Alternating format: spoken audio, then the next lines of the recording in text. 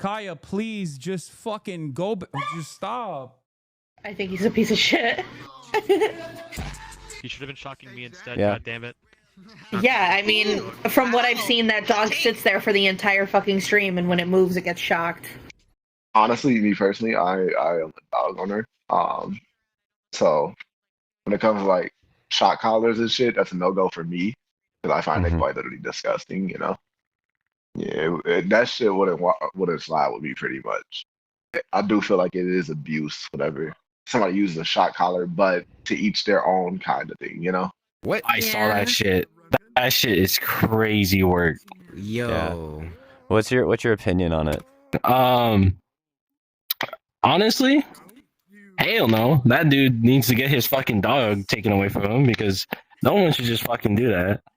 And that dog needs a new home. And fucking, I would think like fucking.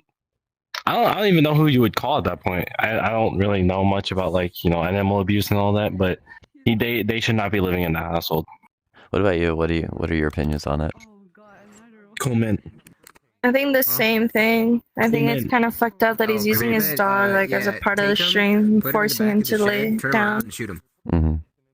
Have y'all seen the crazy shit about the streamer Hasan and the shock collar with his dog? Dude, oh my god. Okay. I just caught you moving. All right, so Wait, did you see the new evidence that came out? We were on it? literally looking at it last What's night the new on evidence? TikTok, bro. The new evidence about it, like actually, like they looked at the whole serial code number and like the ID of like. So you saw how there was a video. He tried to hide the fact that he was using a shot collar. Oh yeah, exactly. And there was a video. Yeah, There's a it's video of mini him educator, having yeah. the thing right there. Yeah. What it With was. the Like they looked trigger. it up. It was like 2 days ago. What's your opinions on like the actual initial video where the dog yelps? He's an asshole because why is he doing that to his pet? Like, just let it fucking move. The fuck, it's a dog. It's not a statue. I don't want to stay here for like. Who puts a 50 shock years, collar on their sorry. pet when their dog is inside? And he that's a training dog. The whole point of a shock They know collar is the to stop command- a dog. Dog from doing something like attacking somebody or some shit. Not when they're trying to free roam their point is, fucking like- live space, bro. Yeah. Like it's not even like you can use Put it in a cage at that point. electric collars, but you should definitely use vibrating collars. So Bro, so fried his basically, dog. it should only be to the point where like your dog shouldn't be yelping. That's the thing. Your dog should. Oh no, you're just definitely hurting it move. at that point. Exactly. You're just like you.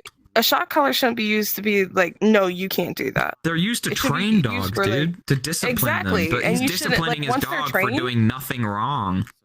Exactly. You shouldn't use electric Well, I mean, collars, but you should if he use doesn't want electric his collars dog when to you're move training. from the space it's in, Put it in a fucking cage. Like, what? Exactly. Just If you put don't in the want it to cage. move, put it in something it can't move in.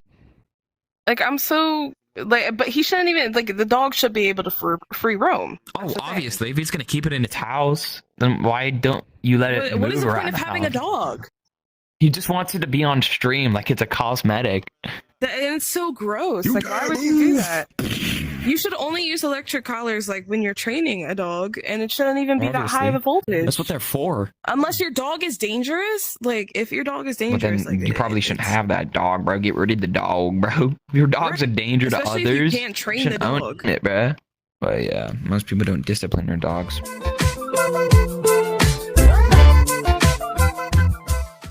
Hey guys, we have some crazy drama just taking over the internet involving Hasan and his dog. If you don't know about it, there's a lot of videos out there, and we're going to break down some of it. We're going to show this stuff, but during one of Hasan's streams, he shocked his dog with an electric dog collar. The dog yelps, and then he tries to lie about it quite a few different times, which you can find in a lot of videos, but I'm here specifically because we're about to be breaking my VR chat trolling type identity and what I do professionally in the real world. So nobody here knows this about me until now. I am a professional dog trainer. I've been working with dog training for over a decade now. I own my own business in dog training that has won multiple awards. I specialize in behavior modification with high levels of reactivity, aggression, fear, and anxiety. I'm also a balance trainer, so I'm not opposed to using aversive methods within dog training as well as the positive reinforcement side of things, you know. But the thing is, there are appropriate ways to train dogs and communicate with them in certain ways that they actually understand what we want. So what's going to put this apart is that we're going to look at the videos. We are going to break down the behaviors, what is happening, why it's happening, and the application of these training methodologies to see if Hasan is in the right or wrong. I'm going to give you a professional's opinion on this. Works. Everything is fast. Kaya, place. Get back there. What is this? So let's break this down. So Kaya's in the background sniffing around. Hasan wants her in place after he notices it, and he goes to reach for the e-collar trigger. But there is no indication that Kaya was actually stimmed with anything. He gave the command. She went back to place. He gave her the opportunity. See right here?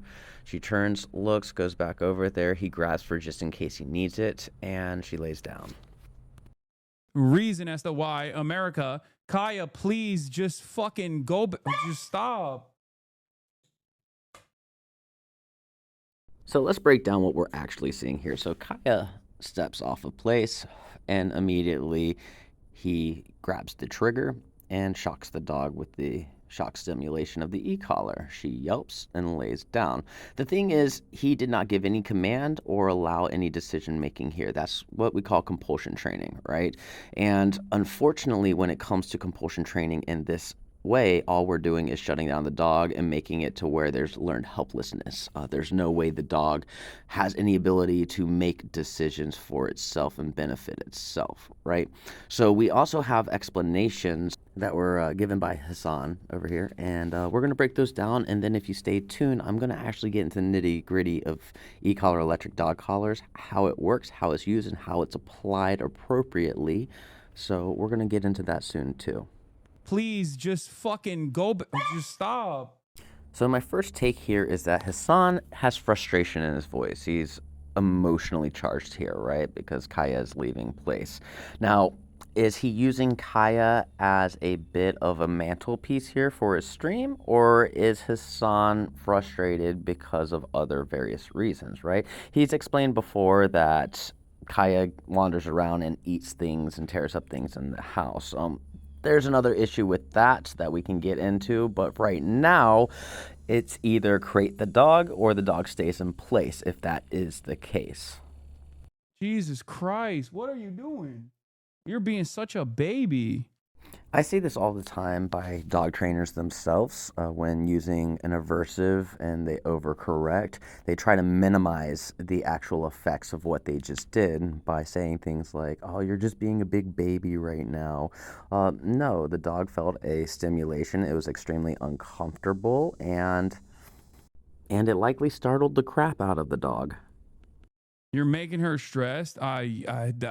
She just literally is so incredibly spoiled from my mom. Well, yeah, the dog is stressed. We're using an aversive on the dog. It's stressful, right? Now, the spoiled by the mom thing, he actually goes into more detail here, and let's look at that. No, she doesn't want to come over here to see what's up. She just wants to fucking roam the house because she got to roam the house when I was gone. I don't know Hasan's dog. However, that dog was there for a very long time before it decided to get up. The dog was likely bored, needs mental stimulation, some exercise, something to appease it, right? So yeah, the dog did want to wander around the house and get into something. And a bored dog is a destructive dog, and that's likely why Hasan, the dog, does chew up things. And she needs to literally have the same structured, regimented. Absolutely what I was saying. Dogs need consistency in their structure and in their regimen, in their training, right? The AKC actually had a study explaining why small dogs are so much more severely reactive than big dogs. And one of the key factors is the lack of consistency in their training. The moment I saw this, I already knew it was a mini educator, just being in the industry for such a long time, but he did try to say that it was only a vibrating collar. What he may have meant is that he took off the prongs of the collar so it can only vibrate, and that is something that does happen quite often with many pet owners and trainers. Now that we did the breakdown, I'm going to give you my own personal opinion on this. I am not opposed to e-collars, and you're going to see that soon. I am opposed to doing things severely for no reason at all. Dogs need to be able to make choices after they've been trained on the yeses and nos. Hasan here in the shock video where the dog yelps, there is no choice being made. The dog can easily fall into learned helplessness and shut down, behaviorally shut down, and then eventually potentially become a ticking time bomb, a loose cannon waiting to go off. But everything about this, the application is wrong. Now, if you told the dog place or whatever command he uses to go on that cot and the dog decided to blow him off, then yeah, use the e-collar if necessary to show the dog that you don't blow off the place command because the dog has already been trained with positive reinforcement on the place command. But that still allows the dog a decision so the dog actually is learning. Outside of all of that, another big issue we have here is the use of Hasan's dog within his streams. Hasan has said that his dog is destructive in the house, will eat things and tear things up if he's not being managed, right? Management protocol is important to our dogs and dog training. So we have a couple options. You can watch your dog at all times, make sure they stay on that cot in place, they don't move. Or you can just simply put the dog in a damn crate. There's nothing wrong with crate training a dog, right? The dog's going to sleep most of the time anyway. However, now you're getting rid of the potential capabilities of the dog deciding, hey, I'm bored. I want to go and do something. And then now you're going to use a shock collar on a dog when it's not necessary to begin with in this type of management situation. What I think is going on is Hasan knows that his dog has fans. So he is using his dog as like a trophy piece, a little mantle piece, because it brings in more viewers, right? I don't like that. Dogs are not a commodity. They are part of your family. They need training, they need boundaries, they need rules, they need reinforcement, and they need to know the no's. For sure, absolutely, they need to know those boundaries and rules, right? And the consistency needs to be there. But after 3 to 4 hours of sitting in place and the dog decides to get up, is no reason to give a dog a severe correction, an aversive punishment at all, especially without actually giving a cue first. So this leads me to the question of should Hasan Piker be canceled for the treatment of his dogs? And my answer is an answer you don't want to hear. It's no, he should not be canceled because of the way he treats his dogs. Prong collars are not a bad tool either, and we can get into that if you really truly want to. The yelping of the dog was not extreme or severe. It was poorly done, absolutely poorly done, and not appropriate, but it wasn't abusive either. And as far as the video that we see of him pulling on his dog's tail to pull it backwards a couple times, that's not good at all. But he is not abusing that dog. And as far as the popular opinion goes when it comes to how we should treat our dogs and people looking from the outside in here, what I have found by having multiple years on YouTube and TikTok with dog training and dog training methodologies and showing severe cases and so on is that most people have no idea what they're looking at. Most people have very untrained dogs and reactive dogs. And most people, although are bleeding hearts when they see this stuff, have faltered and done worse things themselves out of frustration. So as you can see, yes, I'm okay with e-collars. These are my two dogs, and these are the collars that they have. The average modern e-collar will have stimulation, shock stimulation that goes up to 99 at max, intensity and down to 0. So with that said, let's go ahead and watch me shock myself with an e-collar at 99, the max.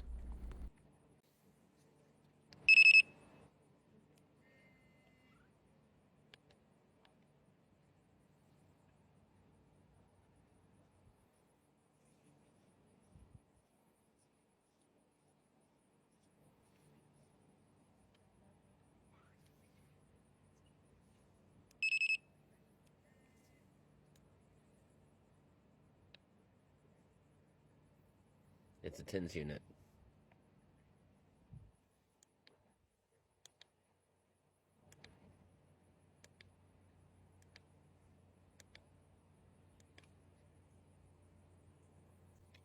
Now, what I'm going to do for the remainder of the video is I am actually going to pull from my other account content where I actually deep dive a lot of dog training methodologies, including tool use.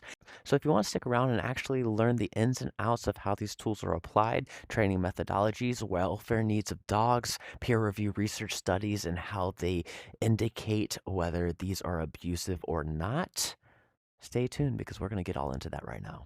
So whenever we are working with the dogs, I'm going to keep touching base on our foundation, our learning, right? And in order to do things, we have to think dogs understand like a binary code, ones and zeros, yeses and nos. This felt good, this didn't. And everything from there is just expanded from it, right? You want to build drive? Very easy to do. Just think about what the dog enjoys and doesn't enjoy and capitalize on it. You want to decrease different behaviors, yeses and nos, right? This felt good, this didn't. This gave me what I wanted, this didn't, right? And then everything, again, goes from there. It just stems from that. So if we just understand at the most basic level how dogs behave, think, and learn, then everything kind of falls into place, right? Never a reason is a comment about shocking a dog with a shock collar. There's never a reason. All right, so let me once again go over dog shock collar. So the way a dog shock collar works is it uses a shocking stimulation that is very similar to a tense machine or a unit that tenses the muscle, not like a taser. There is no arc. It doesn't burn the dog. When you see those wounds, it's because somebody abused the collar, meaning they didn't utilize it correctly. And the way those wounds happen is when they leave a collar on too tight or on for way too long, you know, 5, 6, 7, 8, 9, 10 hours straight without any type of rotation, right? If not longer. But nonetheless, let's talk about how shock collars work, right? So first off, let's first put a baseline of dogs. Dogs are opportunistic predators with little knives in their mouths, right? They're also associative learners, meaning that they will gravitate towards doing things that they want to do and that feel good, and they will stay away from things that they don't want to do or don't feel good, right? That's just at their base level. There's no moral compass. They're just gonna dog, right? Dog's dog. Now, is that behavior wanted or unwanted? Why is it unwanted? Is it dangerous to the dog, right? What is the level of the dog's motivation to do said behavior that is unwanted, right? Does that level of motivation to do unwanted behavior supersede any type of other methodology you might use? Treats, toys, reward-based training, other types of corrective works, leash pops or anything like that. Why is this dog ignoring you? It's because the dog is an individual that will have its own motivation, level motivation, and we have to motivate the dog to do either A, increase the behavior, or B, decrease the behavior. Now, a shock collar can be utilized in a couple different ways, and it's not about just using vibrate, because the vibrate may be more aversive to the dog than the shock. Who knows? It's up to the dog. We don't decide, the dog does, right? What hurts you may not hurt a dog, the one in front of you that you're working with, right? But I will argue with you to the end of the earth that it is more responsible and more ethical to shock a dog with a super fucking high level shock to create avoidance of a behavior that could be extremely dangerous to the dog, other animals, or other people, right? Would you say it's better to shock a dog or to let a car flatten a dog? You tell me. Oh, you should teach recall. Well, not every single dog is going to respond to treats when they are motivated to chase that fucking squirrel or rabbit that just ran across the road, right? They might not care because the other thing is too exciting, too enticing, to give a shit about your recall training that you have likely tried and done already in a nice, controlled, closed environment. But that's not how the real world works, right? Next, we have to look at the negative reinforcement side of things. So negative reinforcement is when you're holding down a pressure of some sort. If we're using shock collars, it's holding down a stimulation, whether it's a sound vibrate or the shocking stimulation at whatever level, and it doesn't get released until the dog does the behavior we want. right? If done appropriately, it will absolutely heavily increase the likelihood of a behavior happening. Now, in order to do it appropriately, the dog needs to kind of know what we're asking it to do. I'm not just going to never teach a dog to sit with luring and treats and things like that, and just shock the dog until he figures it out and capture it that way. That's just going to take forever and be just completely unnecessary. I'm going to first teach the dog sit. And then when the dog is blowing me off, I have to do something about it, because once the dog starts rehearsing behaviors, they now self-reinforce the fact that they can blow you off, right? They don't have to listen to you. And sits can be in emergency situations, life-saving for a dog, right? Or other people, or other animals. So there's never a reason. There's absolutely tons of reasons. But when people like you say that there's never a reason, it's usually because you have a very, very small window of anecdotal experience with your random mutt that you got from a rescue that wasn't reactive at all. So, we're going to talk about the term behavioral fallout. You hear it a lot, especially when people talk about like compulsive methods. But I use all methods, right? And compulsion is part of it. Same with force-free, and anything in between. Now, behavior fallout. A lot of people use it as a scary term, and it's really not that scary. Simply put, behavior fallout is just when we are doing something with our dog training, and then the dog ends up doing and learning a behavior that wasn't intended to be learned, and it's usually a unwanted behavior, right? So that's all behavior fallout is. When it comes to compulsion style training, there can be severe behavioral fallouts or non-severe. When it comes to force-free training, there can be behavioral fallout, severe and non-severe. So I just want y'all to know what behavioral fallout actually is, before we go around continuing to use it like a scary term. Okay, so this is really good. I've been meaning to make some videos about e-collars again, and the original person where this comment came from is going through like questions on, is this correct from my understanding of an e-collar? So I'm going to break it all down based on that video and what they were saying, and then elaborate even further. So first, it was talking about conditioning the e-collar. All the positive reinforcement conditioning happens first, and then we use the e-collar to solidify that. That is one application of the e-collar, correct? Where the dog has to know what we are asking the yeses, right? Before we can utilize the e-collar in order to make those yeses stronger, right? And that's where you utilize some negative reinforcement, and to where the dog learns how to turn off pressure, and at that point, you're using a lot lower stimulation levels. However, there's also other ways to train, and we're going to elaborate even further based on some of the other things that this creator was asking. But other aspects is to create avoidance, right? And at that point, sometimes you don't need to be working on positive reinforcement conditioning of behaviors to create avoidance depending on the behavior and what's happening. I also heard that they said that you first beep it and then you vibrate and then you stim it. No, not necessarily. So the vibrate can actually be more aversive than the stim to some dogs. The beep can be more aversive than the vibrate and stim for some dogs, and then the stim can be more aversive than the other two as well. You can absolutely pair the beep sound or even the vibrate or even the stim with positive reinforcement to utilize it kind of like a clicker, right? You can also train a dog like engagement. I can do a very low, like a level 1 stim for the dog and have that trained as an engagement. So they're 1,000 feet away, it clicks and they're like, ooh, what's that? It's kind of like calling their name, but you know, they're at 1,000 feet, so that's a much easier communication tool. So again, there's other applications for it, right? So no, I don't always take an e-collar and then beep first and then vibrate and then stim, right?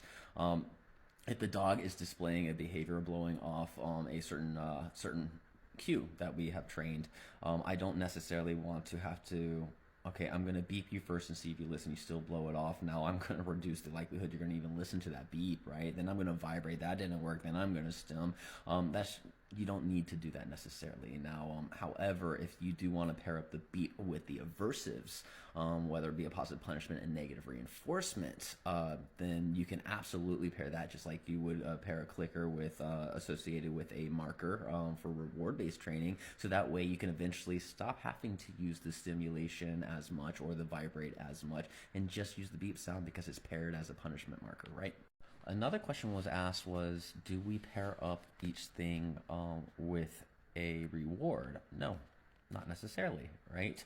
It depends on what you're doing. Again, if you're going to be loading the beep sound like you would a clicker, sure, load it like a reward. If you're going to use a vibrate in the same way, load it like a reward. If you're going to use a low-level simulation like you would, a clicker, then yeah, use a reward. It's going to be depending on how you're going to use it. However, if you're going to use it again as positive punishment, negative reinforcement, then no, you don't want to pair it with a reward. However, again, the dog does need to understand what the yeses are, what we want out of the dog before we are utilizing punishments or negative reinforcements, because we still want the dog to know what to do, right? If you're utilizing, for instance, negative reinforcement forever teaching the dog what the yes is, what we're expecting, then at that point you're compulsion, just straight up compulsion, and that can shut a dog down very easily, and that can ruin your bond with your dog. Now, this goes into a little bit more nuance, right? So as far as it goes, I utilize e-collars a little differently than a lot of people do, but similar to also a lot of people. So I specifically, what I do with e-collars is I use them strictly for positive punishment and negative reinforcement, right? So I have to do a lot of training first, let's say recall training, right? So I do the recall training appropriately, indoor with the leash, then with the long line, then outdoor with a smaller leash, the long line, and then we add more and more, different types of environmental stimulation around to solidify our positive reinforcement, reward-based training. And then once we get to the e-collar, at that point, then I'm going to get into a more environmentally stimulating environment where the dog's likely going to blow me off on a long line, and I start conditioning that e-collar to where when the dog blows it off, then I use the e-collar, and so that way they know where to go. I reel them in with the leash, so that way they know exactly what I'm wanting instead of just running in a random direction. That's only fair to the dog. Another aspect is silent training, right? So sometimes you don't have to condition an e-collar at all, right? All you need to know is that it can be aversive and discomforting enough to tell a dog to stop that behavior, knock that shit off. It's a patterns game, right? So an example, a dog keeps eating soil from potted plants, and soil can have chemicals in it. It can be very dangerous to the dog. So anytime the dog walks up and tries to take a chunk of that soil, that e-collar is high enough up to where the dog is just like, oh, that shit sucked. I didn't want to do that again, right? You do that a couple times, the dog's not going to want to do that anymore because it's already paired up. Eating this gives me this discomforting feeling. Now you create escape avoidance, and it doesn't matter anything else because we just wanted to focus on that behavior. The same goes with a lot of other things, right? When it comes to our silent training of just creating avoidance of a behavior, right? You don't necessarily need to condition the e-collar for stuff like that. However, you also have to understand nuances involved as well. Timing is extremely important. Focusing on one or two behaviors tops at a time when utilizing an e-collar as to not confuse the dog at all is really important too. Not overusing it is important, just like we don't want to overuse verbal cues, poison it so the dog will just get confused and not know what the hell you're saying, and now you're borderline abusing the dog because you're just zap, zap, zap, zap, zap, right? You don't want to do that shit either. And then on top of that, the whole goal is to teach a dog the yeses and the nos so the dog can make the best decision possible based off of experiences, right? And if you're doing it appropriately, then you're not going to have to use that e-collar often, right? It's going to be rare that you actually have to use that e-collar. And so that way the dog is making the right decisions. But obviously, just like reward-based methods, if we're no longer rewarding a cue, the command is going to become sloppy and then non-existent. Eventually, as we're not having to utilize any form of punishment with the dog or negative reinforcement, things like that, for blowing off stuff, then eventually the dog's going to end up, testing that water again and then blowing off the command, and then we're going to have to work that dog for a day or two, and then we're good to go for months. But if you find yourself constantly having to punch your dog with a tool, with an aversive, then you are not communicating appropriately with your dog, and it becomes a training issue. And sometimes, it sucks to say, sometimes you're not aversive enough either, because it's motivation versus motivator. The dog is more motivated to do the thing than what motivator you use. Whatever aversive you use was not motivating enough to compel the dog to say, I didn't like doing that. Maybe I should stop, right? But again, there's all these little factors involved when it comes to working an e-collar, and it really is going to be depending on how you plan on using it. So yeah, but as far as the technology goes, it is closer to Tim's unit. It's not going to have an arc, so it's not going to burn the skin. Whenever you see those 2 puncture holes, that's because the e-collar is left on for too long and or for too tightly, right? It's not from burning, right? It can't burn. I've had an e-collar on 99 and shocked myself in the neck for 45 minutes straight, and there was no burning. So okay, let me dive into this for you, right? So we both agree that aversives are completely acceptable. Any type of aversives is acceptable if it's keeping dangerous things from happening to our dogs, right? Cool, I'm glad we both agree on that.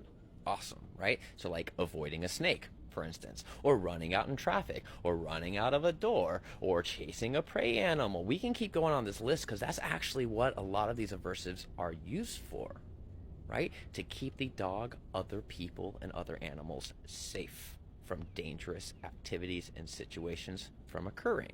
So I'm glad we both agree. Now, as far as talking about e-collar use, right? The FDA does have that disclaimer, but they don't talk about how, right? The way the e-collar can cause physical damage to a dog is if it's left on too tight, or for too long, or a combination of both, right? It can cause psychological harm if it's used abusively. Guess what? A flat collar can cause physical harm to a dog if left on too tight and or for too long, and can cause psychological harm if used abusively. So I'm glad we also both agree that regardless of the tool used, abuse is abuse. Now, as far as the peer review research study goes, first off, for every study that you can cite, I can probably find an opposing study that says something completely opposite, right? We already know that when it comes to doing peer review research studies regarding dogs, they're riddled with biases, inconsistent data, let's see, inconclusive, correlation is not causation, and so on. We already know this, right? And you can go down like the ASVAB list of their peer review research studies that they cite, and you'll see it all riddled with that. And if not, then it's a survey study, usually done, with a lot of pet owners that don't necessarily know what they're looking at, and they're just, and on top of that, they tend to not tell us what questions were being asked. So there's that too, and that's where the correlation doesn't equal causation. For instance, the use of tools and reactivity or aggression in dogs, there's a correlation there, right? But it doesn't mean causation. The tools didn't cause the reactivity or aggression, right? Because it's just as equally likely that the owner tried everything and couldn't handle it any way, shape, or form with any training methodology out there. So they decided to get the tools after the dog was displaying dangerous behaviors. And then we want to talk about welfare needs of the dogs, right? So whenever we're looking at peer review research studies with this stuff, they're testing things like cortisol levels in the urine and saliva to talk about stress levels, right? There's a lot of issues with that as is, but we also do know that they're only testing in the now at the present moment, right? So there's plenty of different things that can spike a cortisol level, including, fun activities, running around, exercise, aversive stimulations, and so on, right? We do know that. We also do know that when we're talking about animal welfare, we need to look at the long-term welfare needs of the dogs, right? So if the dog is stressed in the now, just for the 10 minutes or 5 minutes or 3 times an aversive is used, which eventually lowers the entirety of the stress levels for the rest of the dog's life, then that means we actually benefited the dog's welfare needs. And if we look at stuff like it might take 2 or 3 years of less stressful methods to get through these emotional states or behavioral stressors and things like that, right? It's a lot more psychologically damaging to a dog and a human and any other animal that's high cognitive capable to live years and years under high levels of stress, right? Extremely damaging. So if we're talking about long-term welfare needs of the dogs, I can argue right now, and it's a hill I will die on, that allowing your dog to live in this state of mind for years because we want to be a little more kind in the moment is a lot worse than adding some extra stress to a dog in the now to get over these issues, right? To get over these speed bumps that are inhibiting progress. So that way the dog is not stressed for years. So the biggest thing is dogs and humans' cognitive capabilities are very different, right? Dogs really focus on patterns, right? They don't really connect dots too easily, as in the dog's not going to be able to, see something that happens, right, and then understand all the other little things in between that happen to get to that point. They just understand there is something that happened, and then they're going to associate it with something else directly, right? And that's where we end up with dogs that have wrong associations, right? What I call superstitious associations, where the dog associated, let's say, a trash can lid closing heavy, right? They associate that sound with a person wearing a hat, and now they're reactive towards people wearing hats, right? They didn't really connect the dots properly, right?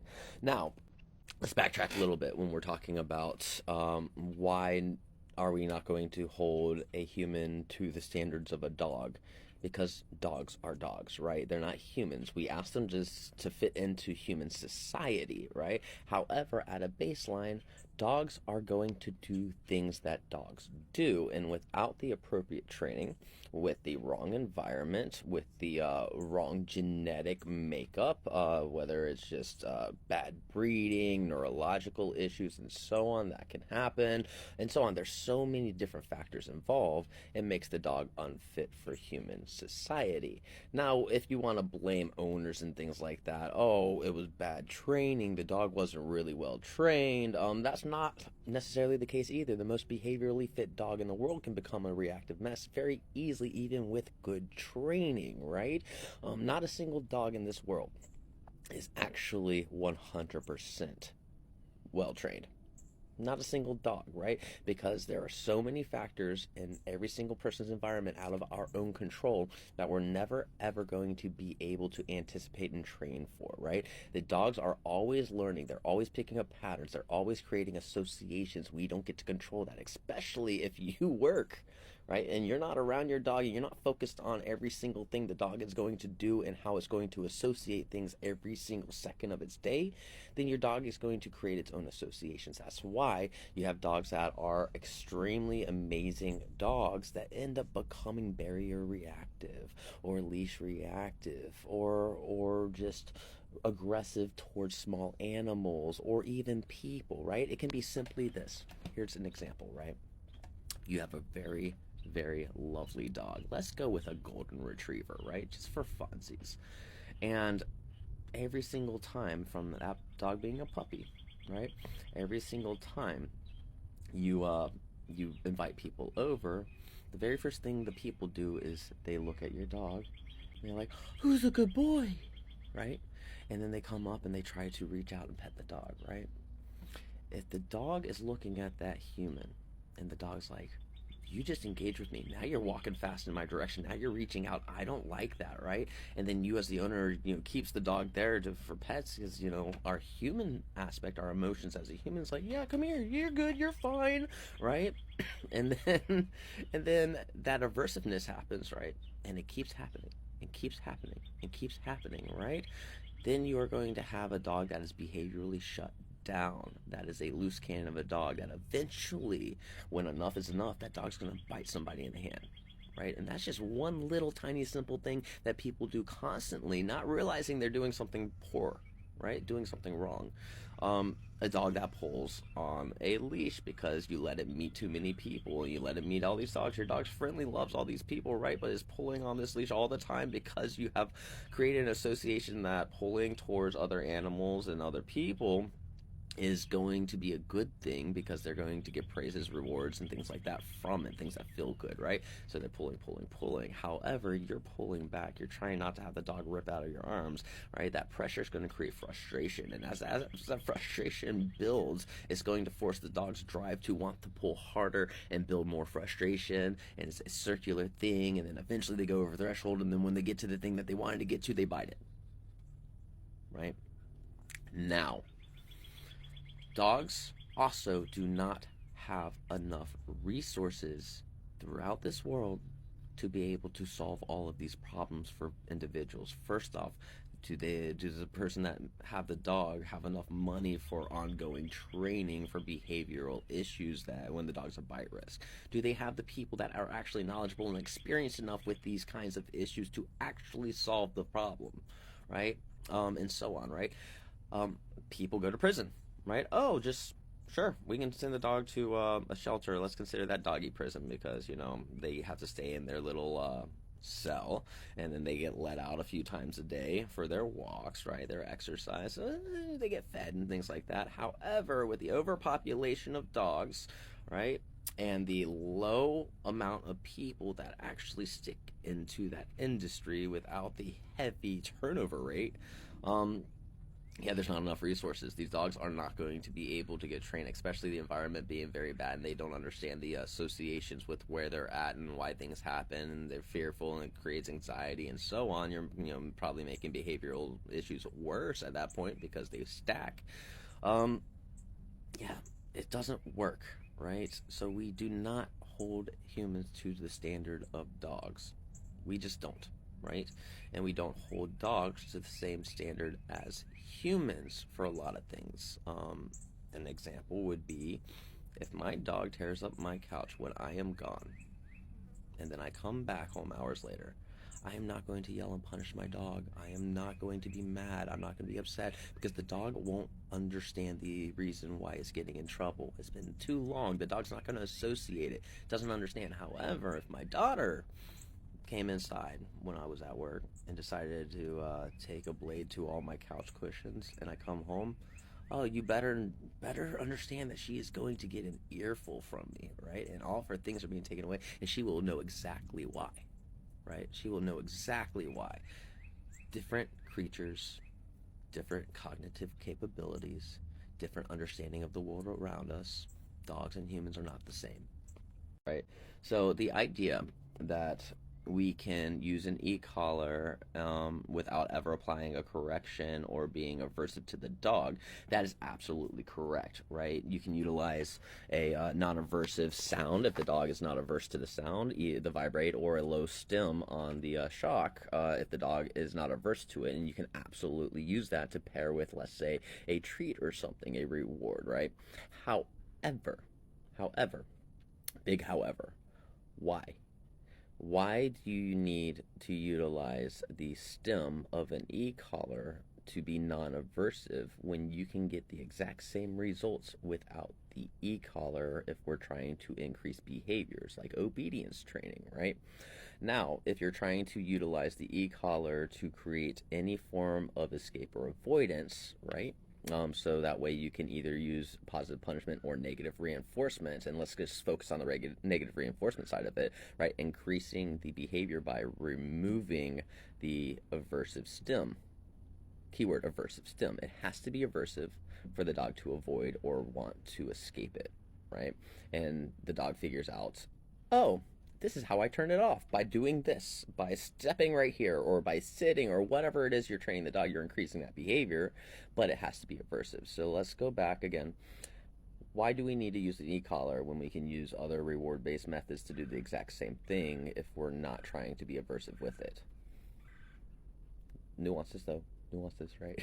So the only time I can see this being applicable, right, is when your dog is already fully trained, and now you are working off leash from a distance, and you're trying to pair up the e-collar, either sound or low stim, right, with a recall command or something like that. So that way the dog, if they're 1,000 feet away from you, you can easily just tap that button, the dog comes back because they understand what that means, and it's a recall thing, right? Other than that, there's absolutely no reason to utilize an e-collar for OB. There's not. But I would love your opinion. I would. What do you think?